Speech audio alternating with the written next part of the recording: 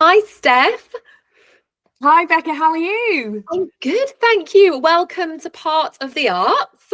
Thank you so much. I'm really excited to be doing this with you. I'm so excited to have you on here. So I feel like I'm going to kick off with like a bit of a context of how we know each other. Mhm. Just because it's always nice when I've got someone on that I actually personally know. Well, we went to primary school together, didn't we? Mm. And in a little village, kind of middle of nowhere, village vibes.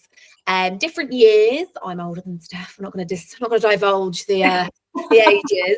And then we literally hadn't kind of crossed paths for years and years and years, and we bump into each other at an audition in London. Yes. That was weird, wasn't it? It was for a Christmas thing, wasn't it? Was it Christmas? It was, yeah. It was like some sort of grotto immersive thing, and it was a massive group audition. Do you remember? And they were like, it was really physically demanding. It was like tumbling, wasn't it? Yes. It was like this massive like gym room that had like mats on the floor. And I just remember being like absolutely sweaty by the end of it, like same. exhausted. And I remember we got the tube home together because we both lived in East London, didn't we? Yes. Yeah, of course. We were like blabbing on the tube for like the whole way home, and we were just dripping. We were like, oh my gosh, that was exhausting. Oh, of course. And of course, with it being Christmas audition, we were doing it in like around the summer, wouldn't it have been? Yeah. So it would have been warm. Yeah, and it was like the tube. It was, yeah, and we were like, why? It was like a physical theatre audition. I was like, what are we, if we get this, what are we going to be doing, you know? And we both got a part, didn't we? We both got within it. Yes. We didn't do anything to do with tumbling or physical theatre. Nothing at all. No, I was Mrs. Claus. Yeah.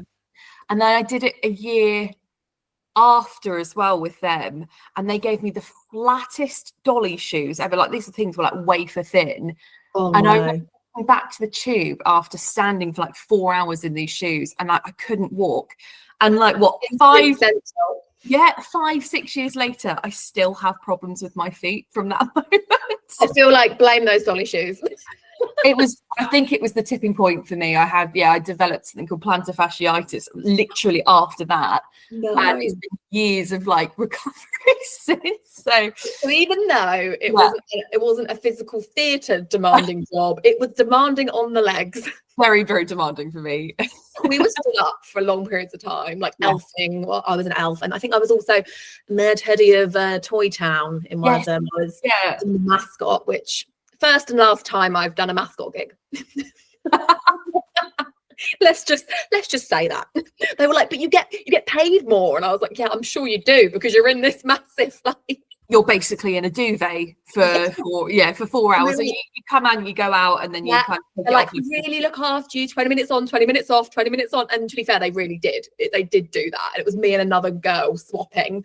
But yeah, wild times. And we've reconnected. We've been on kind of following each other on social since, just kind of like checking in. And it's just so lovely to see kind of your journey. And that's what we're kind of going to talk about today.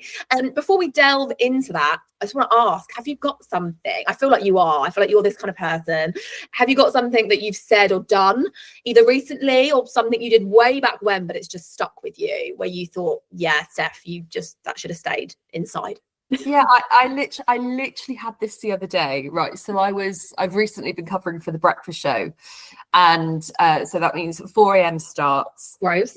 Not entirely used to. It wasn't as bad as I thought, but so the show starts from 6 and then finishes at 10. Yeah. And immediately after, for the breakfast team and a lot of the journalists and everyone in the kind of management, they all go up and have a meeting immediately afterwards. And we work very close with our sister station in Jersey. So they'll have the exec of the Channel Islands who kind of oversees everything. He joins in on Zoom. So we've got this big like screen like in our meeting room where we can see him and he can see all of us collectively. And our top story we were talking about for the next day was all about dog poo. And I love that was the top story. This is great. Top story. It was actually really interesting. It was about the suggestion of DNA profiling for dogs. And that's really interesting. I know. And it's weird because when I first heard about it, I kind of raised my eyebrows, but actually Gibraltar do it. There's towns in Germany, Spain, France, Italy. They also do it as well. So it was kind of a discussion point around that. Yeah. And obviously, because my boss's boss was joined in over a Zoom call or a Teams call on the screen, I misheard him. And so he said, we were talking about the dog poo, and then he said, oh yeah, people go mad for that stuff. Right. I misheard the word stuff, and I thought he said the S word for poo. And so I look at the screen, I go, I know what you mean. No one else did. And he was like, what is she doing? He looked at me for what felt like 45 seconds. I'm sure it was only 2. And then everyone just carried on with the meeting. Oh, no. And I was mortified. Because I realized in that moment, oh my God, he didn't say that because he's not reacting at all. He also wouldn't swear on a professional meeting. Yeah. So I don't know. Yeah, I really kind of put my foot in it. That is very me. And I think people are just used to it. So they just kind of let me get away with it now.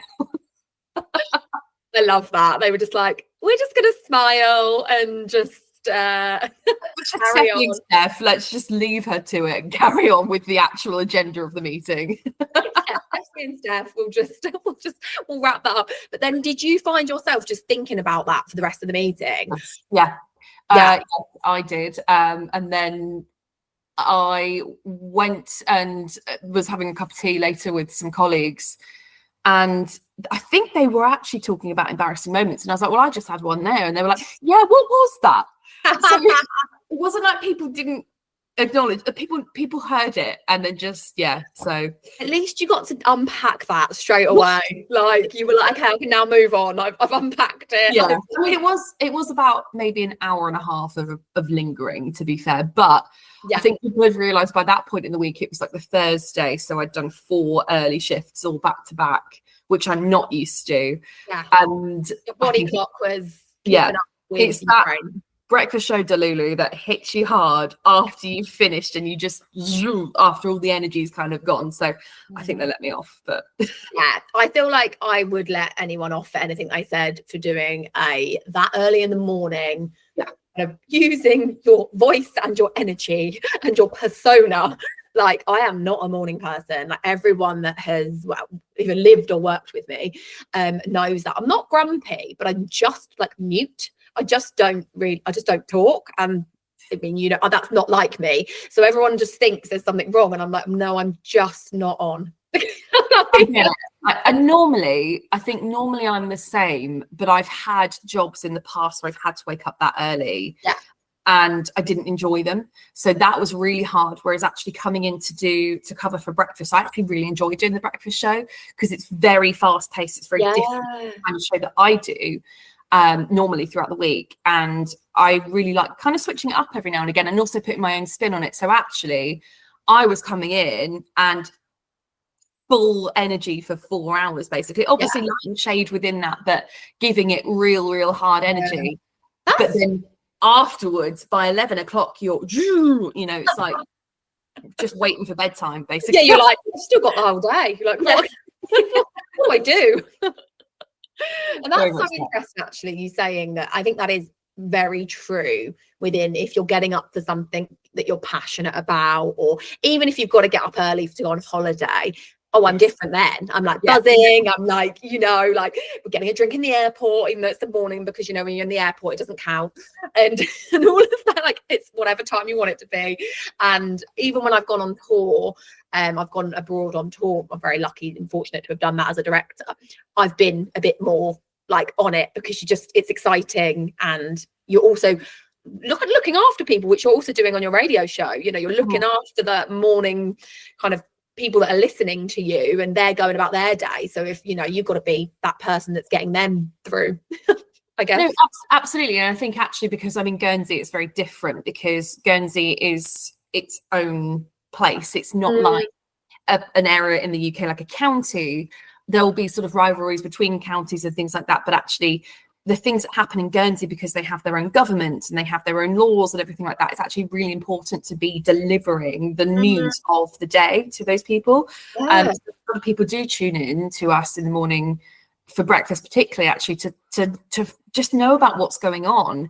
And that's a lot of weight on us, and we all have, you know, everyone in the team works with pride, but there is a lot behind it, so it is really important to be able to bring them to them, but also to start their day right, like, you know, to kind of set the agenda for the day for anybody listening. So yes, we'll be delivering, you know, the serious topics, but we'll also be delivering the things to celebrate. You know, this big thing that the BBC has is called Make a Difference, and it's all about sharing wonderful stories of people within the community. So that's something I really, really enjoy about the job that I do, actually, is the weight of giving that to people, but also keeping them company on the other end. Oh, I love that. And also just talking, because we're talking about Guernsey, for those, including myself, that don't know a lot about the island, I've never visited, like, how big roughly is the population? You know, like, what are we talking with that community? Do you know? So it's about, the numbers kind of vary. The last I heard, it's between 64 and 66,000 people. So not big at all. It's like a village on a rock. I used to live so before I moved to Guernsey, I lived in Salford, and I lived right opposite Old Trafford, the Manchester United Stadium. And there were I think it was 75 or 78,000 people who can fit in that stadium. So every Saturday morning, more people would go past my flat than the country that I was moving to. Did you feel really, like, was that wild when you were making that? I could not make sense of it in my head. It was really weird. And now now living here, and I've lived here for 3 years, and I didn't know much about Guernsey before I moved here either. But now that I've lived here, it has some really special things about it. It really does. It is very much, people call it the village on the rock, but it gives you that community feel. There's a lot of issues with Guernsey as well, because it's a small place. There's a lot of difficulties in terms of housing and you know, people's views on political things. We don't have a party system here. We have deputies, they're called, which is basically like MPs in the UK, and they all have they work for committees rather than a Labour government or a Conservative government or any other government, you know, sort of party. So there's a lot of really, really specific things that make Guernsey the way it is. But I mean, one thing that is nice is on a sunny day, you're never more than 10 minutes from the beach. So that's always good. Oh, that's gorgeous. That's a dream, just having that beautiful seaside on your doorstep constantly. Is it like small enough that you actually like bump into people regularly? Yeah. Yeah. Which is nice, because we have a friend, our second day that we moved to Guernsey, they have this thing in the summer called these balcony gigs, which basically on the other side of the island from where I live, there's a beach called Kobo. Google it, it's beautiful. And on one of the hotels, they've got this sort of balcony, and they get a lot of these cover bands to come and perform there, basically. And the road will be shut off. Everybody is dancing and chatting and drinking in the streets and in the sea and on the beach itself. And it's amazing. It's gorgeous. And we went down because we'd heard about it from somebody. So we went down on literally our first full day on the island, and ended up meeting, it was too busy to get a bus back, and there aren't really many taxis in Guernsey. So we were waiting for a bus, couldn't fit on it, met these people in the queue, and we just thought, oh, do you know what, we'll just go back to the pub then. So we carried on, we met these lovely people who became our friends. And then every now and again we go, oh God, I haven't seen that person. And we'll be in town, round the corner, they'll just walk. They'll just be there, be like, right. It's like magic. It's like really summoned them. You're like, oh, there they are, they're alive, great.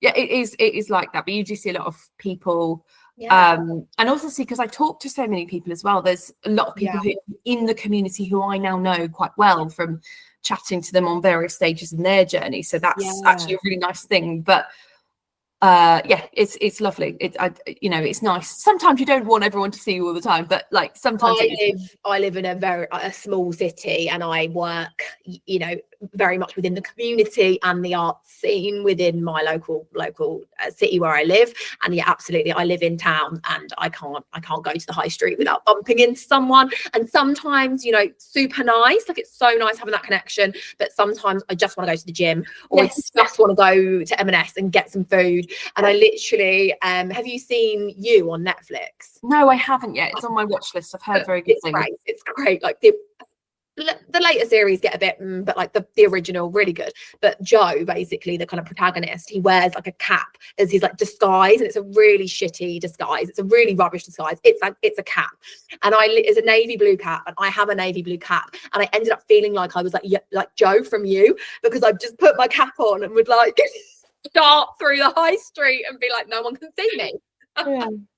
Yeah, I think it sunglasses for me. If I put my sunglasses on, I'm there to go and do my stuff and then leave. Yeah, AirPods in, sunglasses, cap. At least you can then, even if someone notices you, they're like, she doesn't want to be disturbed. Like she's in her incognito vibes. And talking about kind of, you said about the balcony gigs in Guernsey, what's the kind of arts scene like there? Like, have you seen anything recently on your island that's left you with a spark, or like interacted with anything, you know, particularly in Guernsey? I think there's a lot of, because it's very expensive to get professional companies over. So there's a really big Amdram scene over here, and the quality is good as well, because there aren't as many opportunities to get into professional theatre or arts unless you move away from Guernsey. So actually people who are involved in the Amdram stuff are really involved in it. There was a production of Anne Frank that my boyfriend was actually in. When was it? A year or 2 years ago. And that was really good. And the girl who played Anne was, I think she just turned 16 at the time. You can tell she's just going to be a superstar. She is incredible. And really as a 16-year-old, you know, it's difficult, and it's not even like a personal thing, because at 16 I didn't have that level of emotional maturity. It's just some people learn it quicker.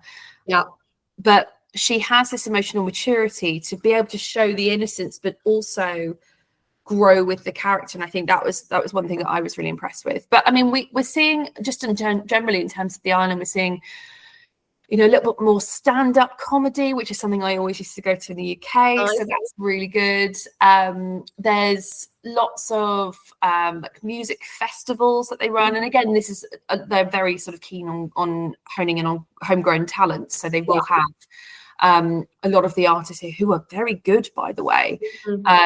So they will. It's very much sort of nurturing homegrown talent is something that they're really, really keen on here. That's so nice to hear. And also, talking of that, you know, that young girl that was kind of maturing through that role, and you could see that in here. Like, let's take it back to the beginning. You know, for you, what role did kind of performing play in your kind of upbringing, you know, growing up? What kind of got you into wanting to study that? So I think it started back from when I was as young as in year one. So that's what, 5-ish. And I remember, well, I don't remember this, but apparently my teacher, Miss Baldry. Miss Baldry. Miss Baldry spoke to my mum and said, and I don't know if it was just because I was fidgety or there was something, but she basically said, you need to get her going to these performing arts classes on the weekend. So I started, and I think you were meant to be 6 and I was about 5.5, but they let me in early. And so that was at Stagecoach, and so I'd go to Stagecoach on a Sunday morning, and I did that for 13 years. So really for me it was just part of my life. It was I think it taught me a lot growing up in terms of creative discipline. I think was one of the big things that I really learned. Like, I know that when I was sort of in school, I got to be part of, like, you know, when the touring productions of Joseph and Whistle Down the Wind, they came round, and I was allowed to be in those performances and felt like a celebrity when I was doing that. You do though, don't you? When you're on, because I literally did the same as you, but I went to the poor man's version of Stagecoach. I went to Theatre Train. I because you had to audition for Theatre Train, right? Yeah, you did. I remember auditioning for it when I was really, really young. Yeah. Even though I call it the poor man's version, it was great, but it was just cheaper fees. Yeah. And you didn't get access to like an agent and stuff like that. Like, it didn't give you some of the other ins that like Stagecoach gave you. But honestly, when you performed on that kind of big, you know, Milton Keynes Theatre stage, you felt like, oh yeah, didn't you? You were like, this is it. It's a beautiful theatre, and I think it was built around the time that we were sort of kids anyway, so it was still quite new and shiny as well when we were kind of performing there. But it was amazing. And I think when it came to like choosing my options for GCSEs, I was like, well, obviously I'm just going to basically realign. So I'm doing sort of stage coaching in the week. So I did music, drama, and I did dance on the side actually, because they were going to offer it at my school, and then there weren't enough people who signed up onto it. I hate that. So there was a bunch of us who were really keen. So actually, initially I started, and I can't believe I did this. They couldn't start it in the first term, so we'd have to basically go and do extra classes outside of school. Wow. But they couldn't start it in the first term, so I was traveling every Thursday after school. I was getting on the train, going up to St Albans and doing another like after school club where they were kind of doing the same thing there. So I was getting a lot of training for that, and I did that for a term. And then I, like, when they started the one that the rest of the girls in my cohort wanted to do, I moved over to that. But yeah, it was every Thursday and every Saturday I was going up to St Albans. And my parents are incredible to help me with that. I'm incredible. Chauffeur, literally, my mum was my chauffeur for anything I did to do with performing arts. And you've got to be like, kudos to them. It's hard, isn't it? Because the amount of, and bearing in mind I'm one of 3 as well, so they were doing a lot of, chauffeuring around, but the way that they kind of, went as far as allowing me to go to so many things, it was incredible. But yeah, so I did my GCSEs. I did art as well. Not great at art. I passed, but like, I'm the same as you, babe. I'm like, I can dance, I can sing, I can act. Ask me to draw, that's where I literally draw the line. I enjoy it. I do enjoy it, and I think I got, because you're constantly practicing, I think I got better. It's not really something I've kept up with, and I think that's a shame in some ways, but I do like artistic things outside, like I do like embroidery and cross stitch and stuff like that, so that's my kind of version of like keeping up with that side of creativity, but like my own kind of chill out way of doing it. And then I went to university, and this was quite interesting, because so my year was the year where it was the last year before they upped the fees, so basically nobody from my year group took a gap year, because it would have been, even if you'd gone and worked for a year, it had gone from £3,000 to £9,000. Are you really going to be earning that much money in a service job, for example, in a year to justify that difference? No. So I felt a little bit pressured to go to the university that I did. Looking back, it wasn't the best fit for me, which is a shame, because people tell you when you're going to university that it's going to be the time of your life and you're going to have the best time. And I didn't, and I felt really. And was like that musical theatre you did? Yeah, it was. Yeah, so I went to a So I actually went to 2 universities. So I went to one first of all in Weston-super-Mare. It was a college campus affiliated with a university, and I did my foundation course there.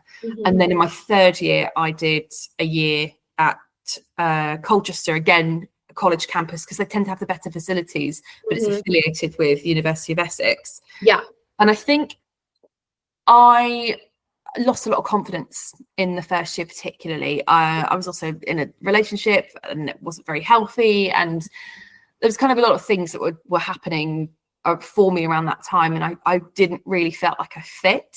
And I guess, again, like what we touched upon earlier with that, probably just didn't have the maturity, the level of maturity as a young woman going out into a exposing industry, but training in an exposing industry with also you're growing up as a woman within your relationships as well, like all of that. Like I can relate to that. Like you're figuring out who you are, as well as being in quite an intense, because I did the same as you. I did a degree. So I did a performing arts degree. And, our degrees we're in like 5 to 7 days a week. We're not in like a lecture every 3 days and then doing your own little seminars and stuff. Not that everyone else's course was like that, but a lot of my friends, their courses were lighter touch, let's say.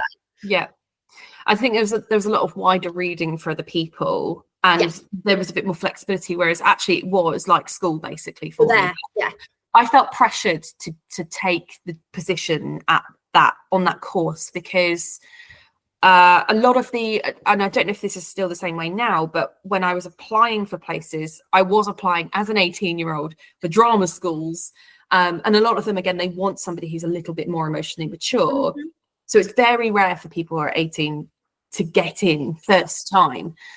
And so I was applying to lots of these drama schools, and some of them if they offer a degree, they took up a UCAS place. Mm-hmm. So silly old me, I had gone to a lot of these drama school auditions, and and I think I only had 2 universities, like there were actually universities. And so there was one and I didn't get in, I think because by that point, I messed up the audition, to be honest, because I'd been so brought down a couple of pegs from going for these big drama school auditions and not even getting through the first round. And I thought, oh my God, I'm a failure. I'm never going to survive. I like, this is all I've known and loved, and I can't even get a place. Like and now I know that's not the case, but but as a young woman going into the first step of professionalism within the industry, outside of, everything you've known before that, it's a lot. Yeah, it is. I think as well, if you're, people knew that this was sort of attached to my personality, like I wanted to go into performance, and that's everyone. If growing up, if they knew a lot about me or not a lot about me, I think that was sort of something that was very constant, that people did know about me. So to not be getting it was really hard. And I took this place at the first university. It wasn't entirely the right fit, but I never like to say I'd never do it again, because it has led me where I am, and I'm very happy doing what I do now. But I think it's interesting to kind of reflect back on it and go, actually, do you know what? It wasn't the perfect experience. Yeah. And then by the time I moved to a different university for my 3rd year, and there were a couple of us who sort of moved over, it was a lot better. And I think it would have been better if I'd have gone to that one first. Yeah. But I don't know. I can't even remember why, but I didn't even apply for that one. And yeah, I think the damage had been done for me for that point. You'd already kind of taken the brunt of that experience. I'm so glad though that when you went to that 3rd year that it was a better experience, because that in itself we had exactly the same thing, as in I stayed in my uni for the 3 years, and we got a cohort of people from like Manchester, from like a uni in Manchester, who came and finished their degree with us and did their 3rd year with us. And I always thought, I always tried to welcome them as much as possible, because I always thought, oh, that's quite a lot, like going into this kind of, again, with performance, we were cliqued as you are. We were a very small course, and we were all kind of like in it and performing together, and we'd gone through a lot together. And then you're getting this group, these 6 to 8 people that were coming in and finishing. And I always thought, I felt for them, because I always thought, oh, that must have been really hard. It was really hard, because you're walking into an established group. Yes. These are people who know what their peers' strengths are, what their improvements need to be. And so it kind of felt like we were coming in, the 4 of us, and we had to prove ourselves. Yeah.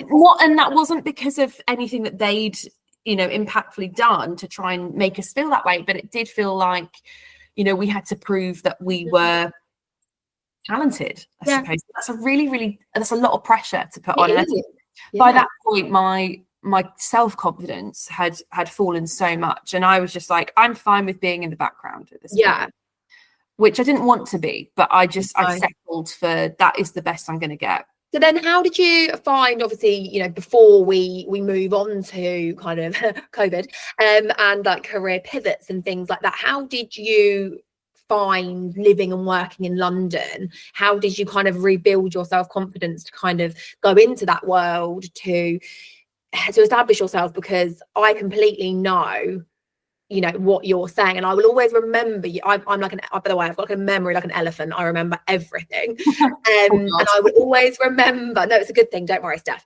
I always remember when we were having that conversation on the tube journey back, I had been living kind of back in Milton Keynes, and I'd been mainly being like a facilitator, director, producer, and I'd kind of established myself within that. And I'd moved to London to kind of try become an actor again. Well, not again, because I haven't really been out of uni long, but I like to, fully try being an actor and being a performer. And I remember talking to you about that, and I remember saying to you like, oh, well, like, don't really know like what I label myself at the moment, because I've established myself as a kind of a director, facilitator, producer, but now I'm kind of doing performing, but I wouldn't say I'm a professional actor. And I remember you just stopping me saying, do you get paid to perform? And I said, yes. And you said, well, you're a professional actor. And I was like, okay. And that always stuck with me that you said that. And I was like, and that really was that kind of like, okay, yeah, like you don't have to have been in, I don't know, something on TV and have a professional credit at that point, or ever have to have that. But if you're getting paid to do something, you're a professional in it, because every other industry would class themselves as that. So why do we, as kind of actors, as performers, as people that put ourselves out there, why do we find that more difficult? So from that point on, Steph, I was like, no, okay, yeah, I will call myself a professional. Oh, that's so lovely. That's something I had no idea that.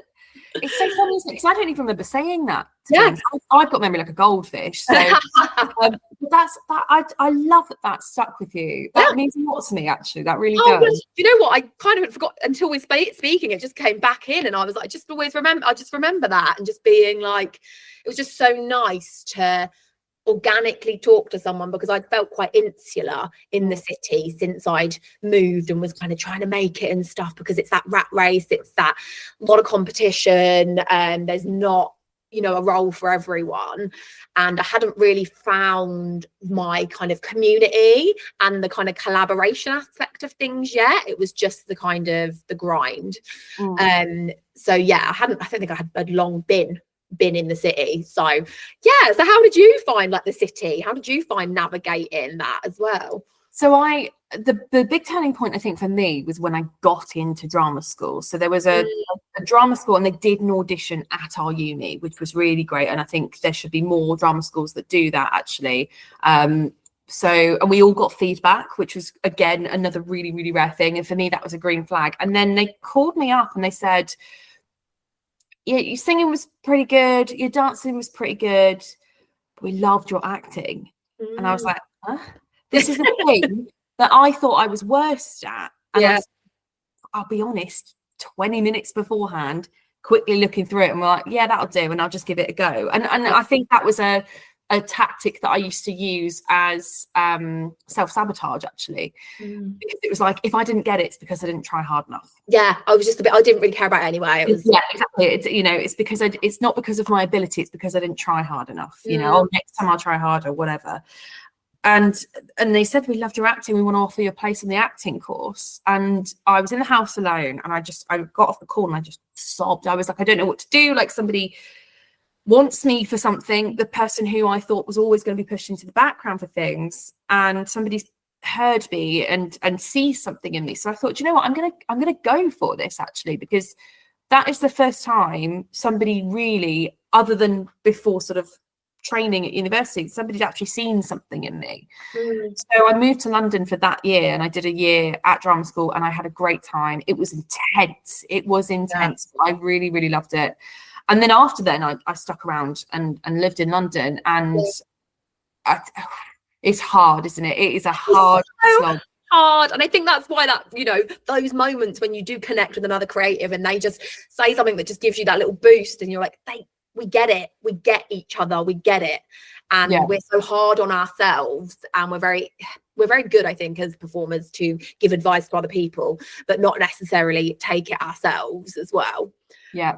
I think for me, because as well, I threw myself into theatre reviewing. So I did that voluntarily. And I would just say to them, I'm free on this day, this day, this day, send me to whatever.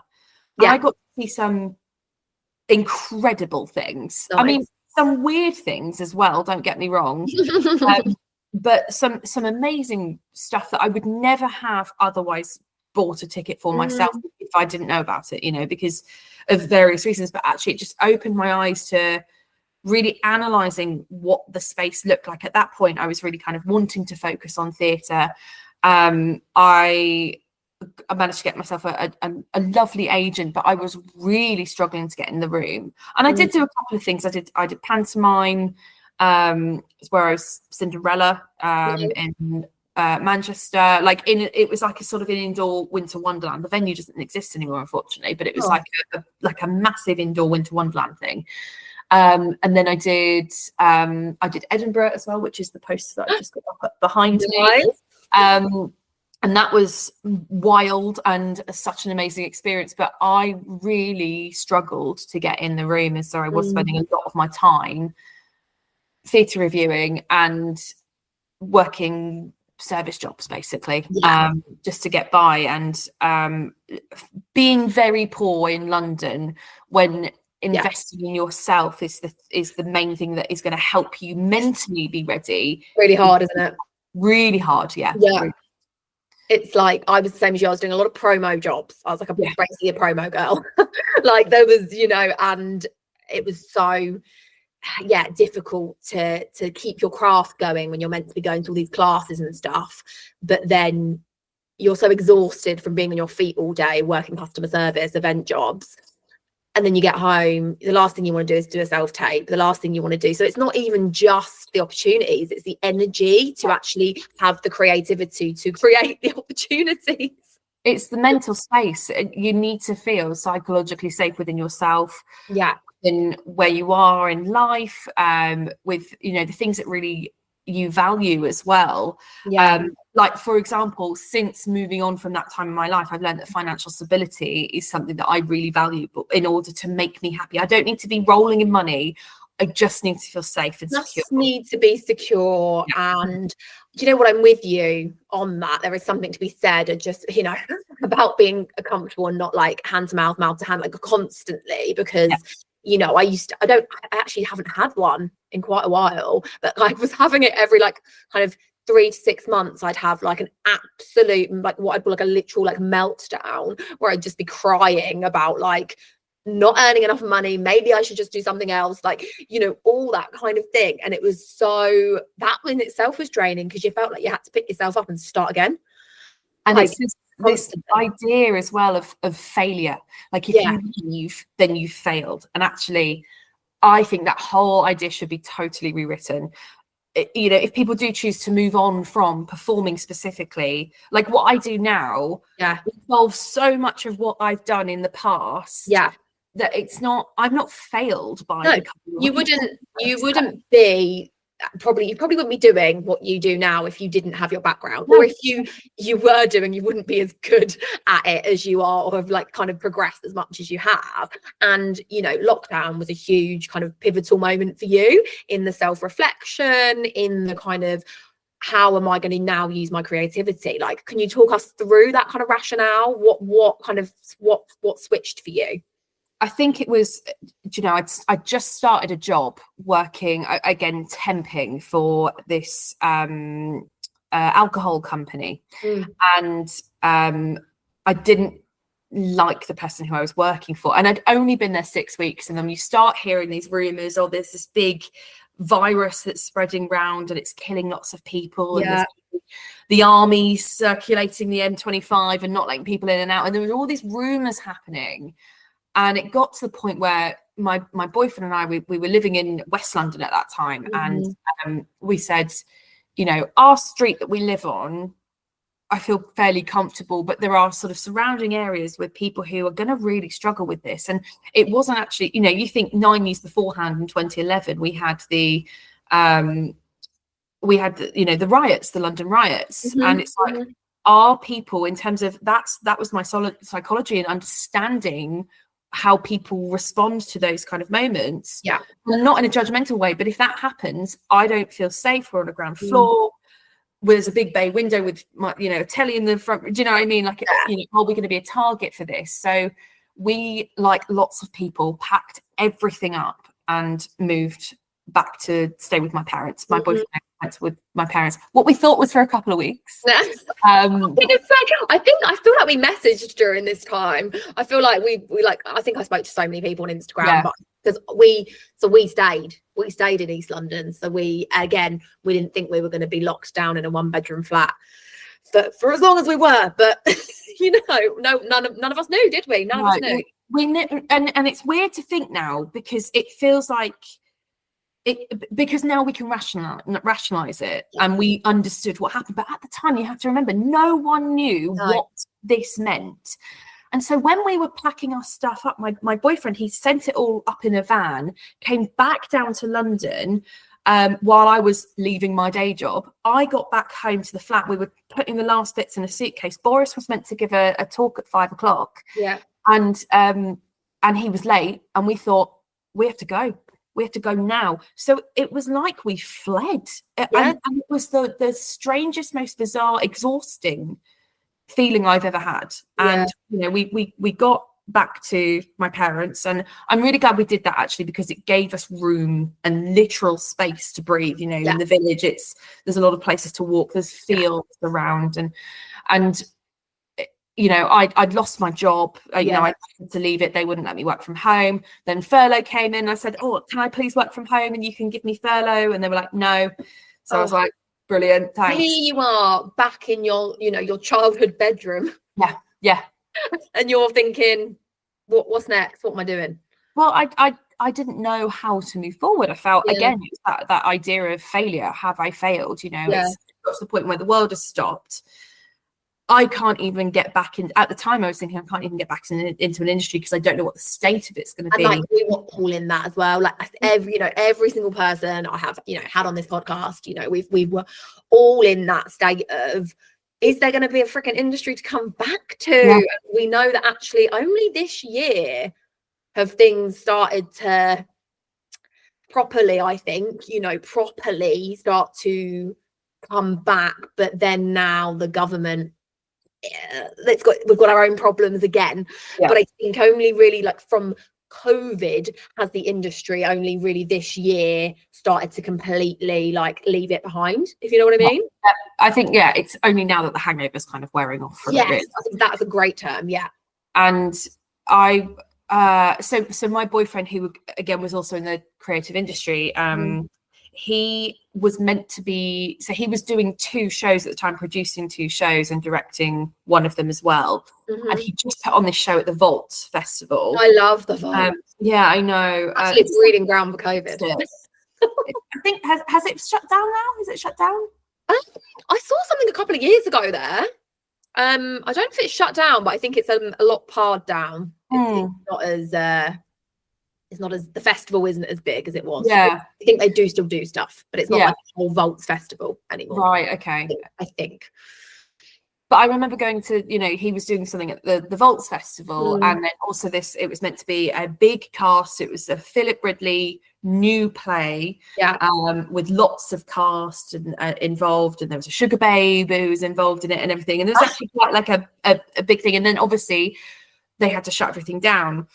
And I was friends with one of the actresses in this first play that he'd done at Vaults, and I saw on Facebook that she'd signed up to this internet radio station to present, and I was like, I could give that a good go. Like, I think I could be okay. I remember walking around the village with my boyfriend and saying, I think I could be quite good at this, you know. So I called them up, and you know, they'd just set up in lockdown as well, because everyone was looking for a new hobby and something to do.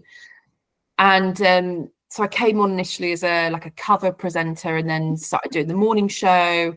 I bet also it gave you a bit of like connection during lockdown as well. Like, you're talking to people, like, and even if no one was listening, for me, I didn't.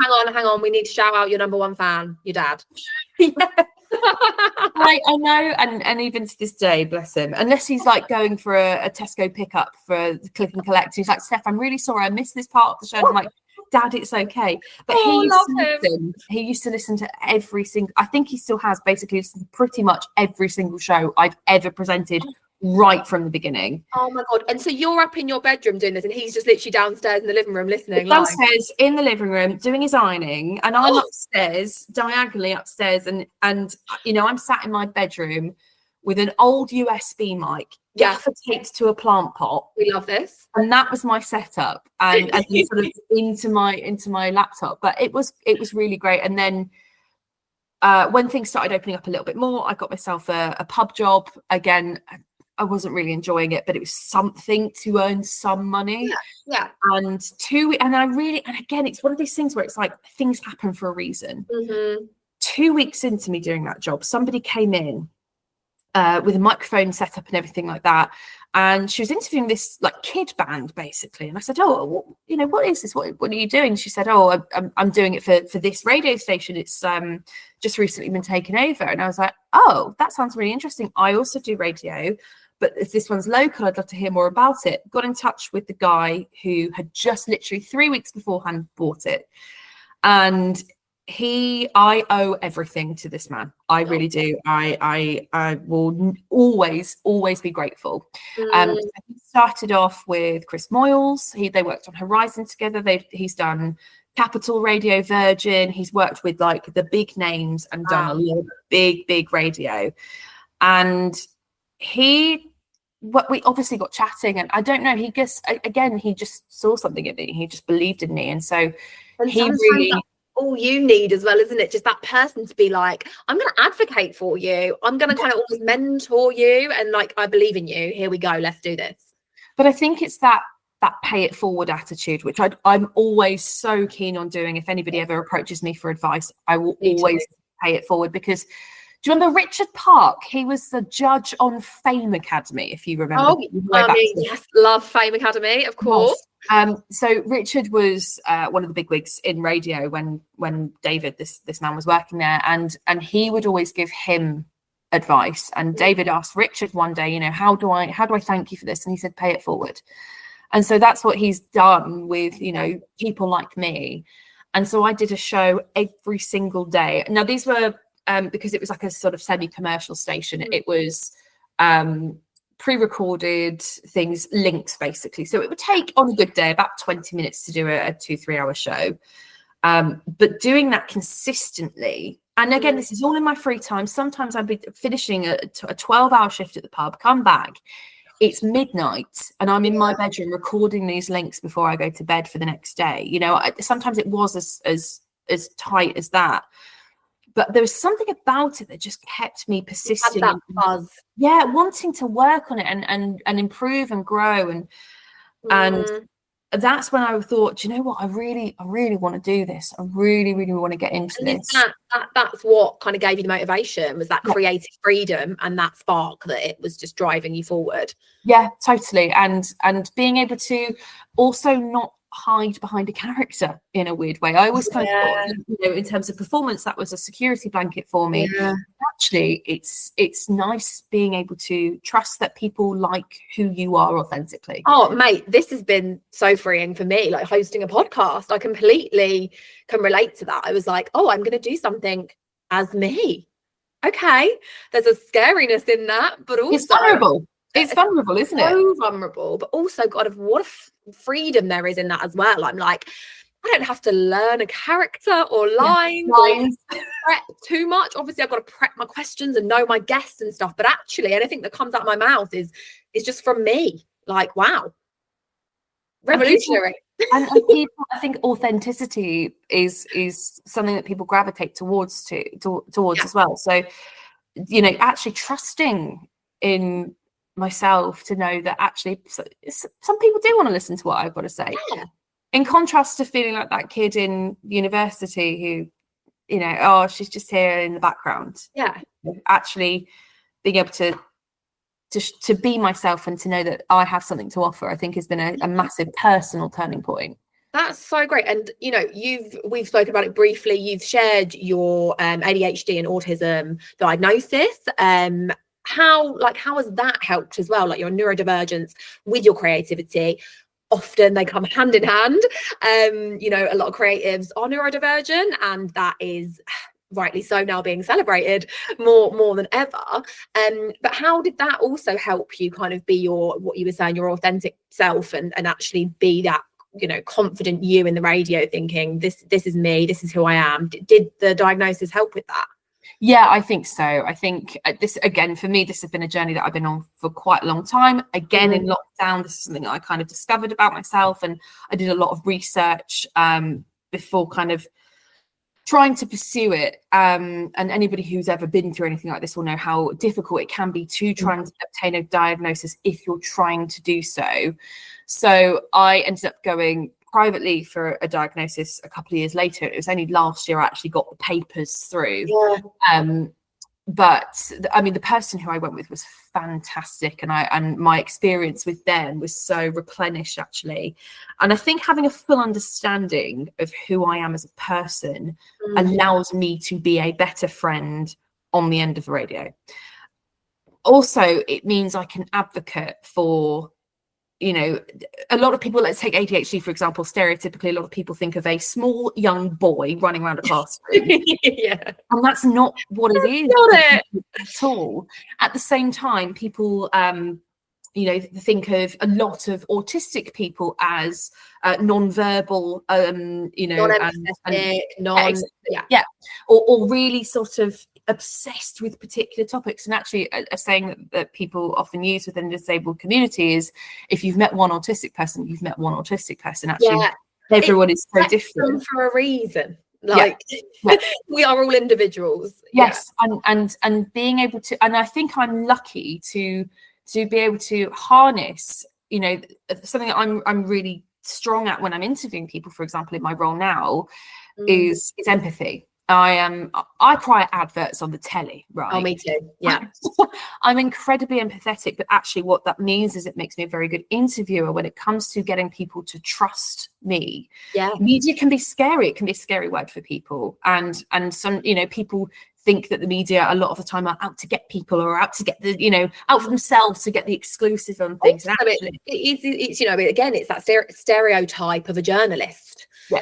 That's been, you know, like we were saying, a stereotype of someone with ADHD. I think it's, and that has come, normally it comes from the media, the stereotypes. It comes from what we see and what we consume. So you can absolutely see why people would be anxious. And do you find as well, because you know, because it's, you work now for the BBC, do you think that scares people a little bit as well, because it's this big kind of corporation in a way?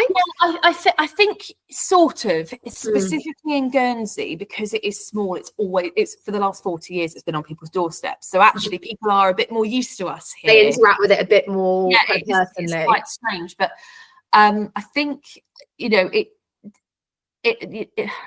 that's that sort of journalistic stereotype can be intimidating for people, and being able to be authentic within myself. I'm a bit messy, I'm silly, you know, and but also I care. I genuinely care about hearing people's stories, and that's what makes people have such a good experience, which allows them to open up. And then it's these stories that then affect other people. You know, somebody listening on the other end of the line could think, gosh, you know, I know someone like that, or oh gosh, I bet that's how they're feeling. You never know, and that's the beauty of what I get to do. You never know who it's going to touch. Yeah. So it is I love so much what I do. I really I adore it. It is the perfect fit for me. I get to listen to music for 4 hours a day and talk to people. It's like your dream job. It's the best job in the world for me. I love that, and it's so great. And like we were saying, you wouldn't have got to that point had you not been through everything else. And you know, what kind of, your career progression is great. You move for your job, right? You move for the roles that you've had within your radio presenting career. So are you kind of, if something arose somewhere else in the world or the country, would you move for the right decision, the right job? Yeah, I would. Yeah, I think that is obviously something that is very specific to me. Not everybody wants to do that. Because, like, I don't have children, for example. I don't have any specific tie. So yeah, if there were an opportunity that came up in the future, I would move for the role. And I'm sure at some point, you know, I'll find my city. But at the moment, I quite like that opportunity of moving. You're like, if something came up, I'd go. Like, let's just see I'm happy now. But if something else came up, then yeah, absolutely, I might say yes, I'd consider it. I think it's, you know, it's about taking the leap, isn't it? Because when I got offered so originally I joined BBC Guernsey as a journalist, but I also got offered a job at another BBC local station, and there was, again, it's just seeing those signs from the universe. There was something that was pointing me towards, actually, do you know what, take this leap, because the The aim for me was to get some cover presenting at some point and then move back to the UK. Yeah. I didn't expect to have my own show. The plan has worked very well. But, I was covering the show within 3 months of moving there. I think because they saw me and they did a really good job at talking with selling the job, selling the island life. And they realized that I was quite a valuable pawn in their chess piece, their chessboard, for what they needed at that point, because they needed somebody who could do it. You complemented each other. You were both what each other needed in that time. And I think again, it's very clear your willingness, your enthusiasm, your passion. You've got such a lovely voice as well. So you've got your perfect radio voice. Thank you. And face as well. Of course, darling. You're from the arts. So you've got a face for radio. Oh no, I would never say you've got a face for radio. You come from the arts, you've got a face for it, got a face for performing. And absolutely the flexibility as well, I think, is something that we learn being in the arts. All that training and all that auditioning and going to drama schools and unis in different places, and you take tours, you go to the Fringe, you go and do a panto in Manchester, you go do all this stuff. I think that obviously helped as well with that kind of, cool, I'm gonna move to a different country and host a radio show and see what happens. Sometimes it's about taking the risks. Weirdly, I'm a very creature comforts person, and I think I'm lucky I've had a very supportive partner. I remember walking with him in Salford going, are we really going to do this? And he was like, yes, Steph, you have to. That's so great. I'm so lucky, and he's right. He was right. This has been, not just for my career, but for me as a person. I've grown. I've learned so much getting to do what I do, and I think it is such a creative job.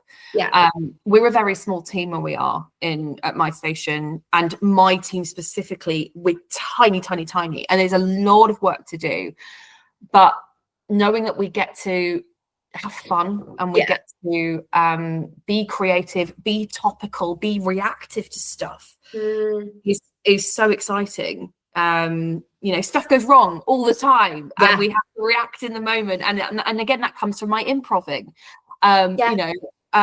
Voice training and things like that obviously helps me take care of myself and to sustain your voice. You can cover the breakfast show and do your own show and have this, sustain the voice throughout that, because you've been trained. And I think that's why, like I say all the time on this podcast, that the government need to stop cutting access and funds to the arts, especially for kids, because we need this basis in training within the performing arts to just be better as people, and to go into any job. Like every job you go into, you're going to need to present or host a meeting or network, and it's just all those things that that just building blocks for it.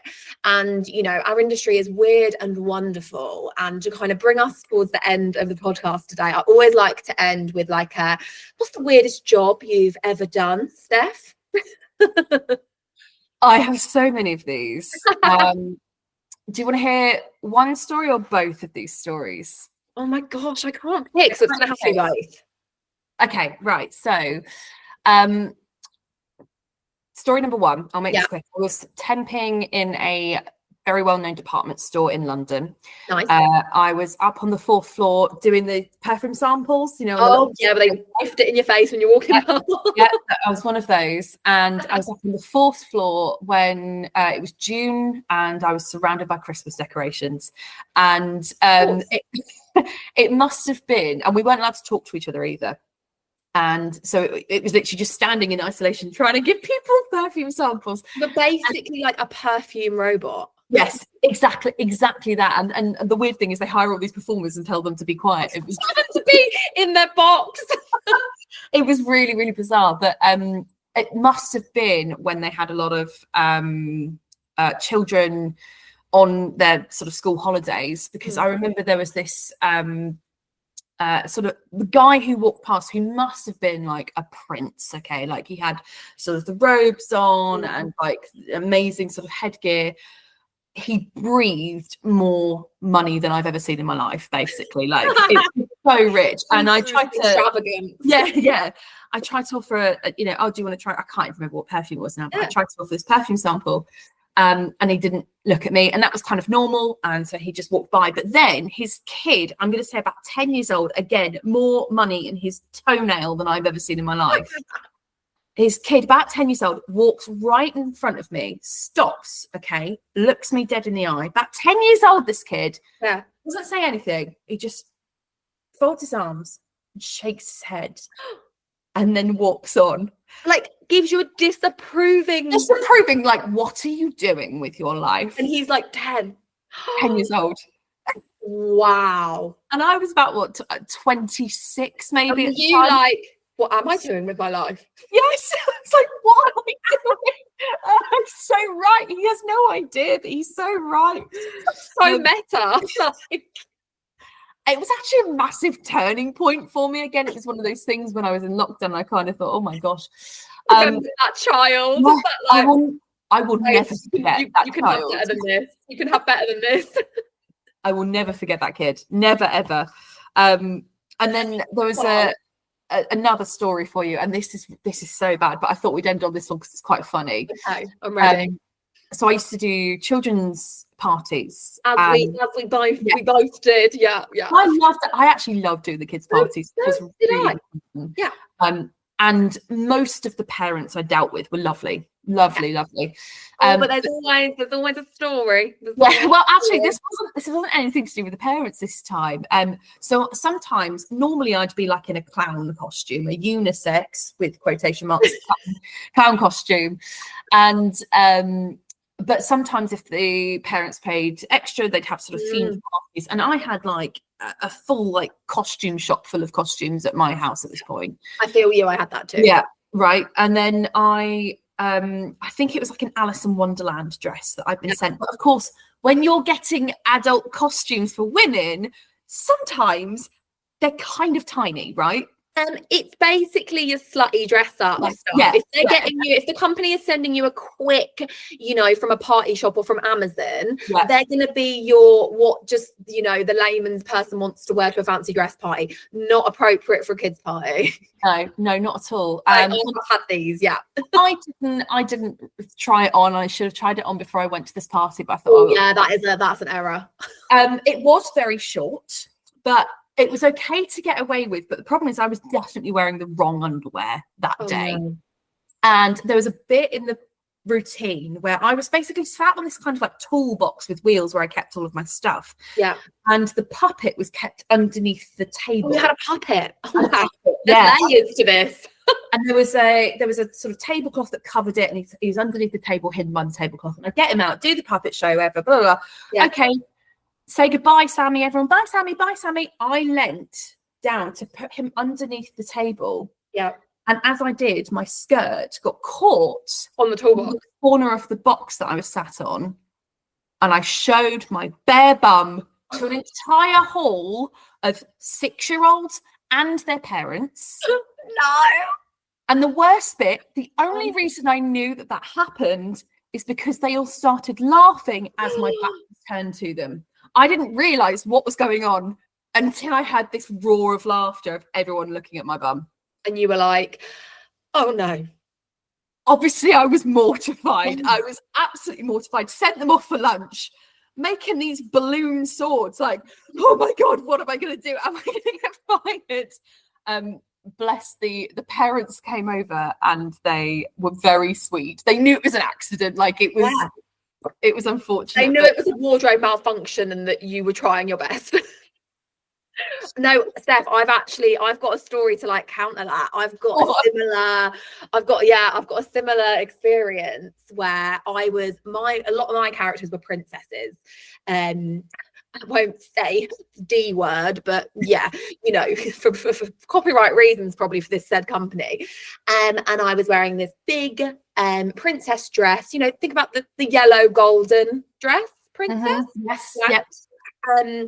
Massive hoop, massive dress. So like what could go wrong within that instance? I'm just wearing my underwear that I normally wear. I also find out that it was the wrong underwear. We're all sat down in a circle. I think I just sung a song to them. It was lovely. The birthday girl had just been crowned. It was all lovely. And then we stood up, and then I suddenly felt something like pouring at my dress, and I lifted my dress up, my hoop and dress up, and her 2-year-old brother had got stuck under my dress.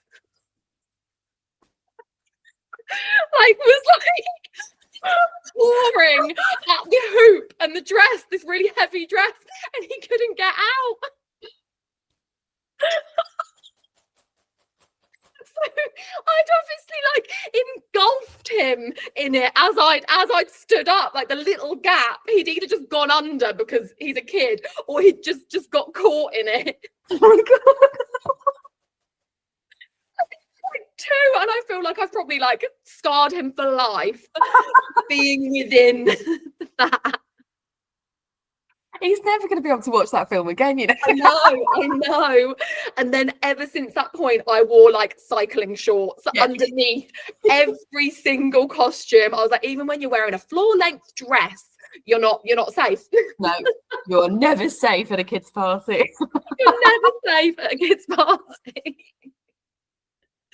So we've all had those kind of showing our bum in one way or another.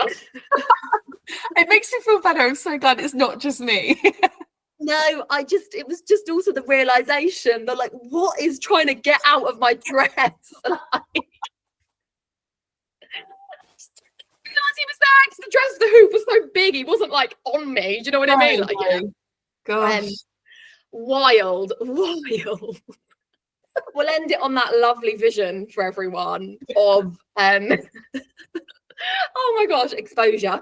But yeah, luckily again, the little girls were giggling, but the mum did come over, and I was like, and he just let you know, he just got caught under my dress.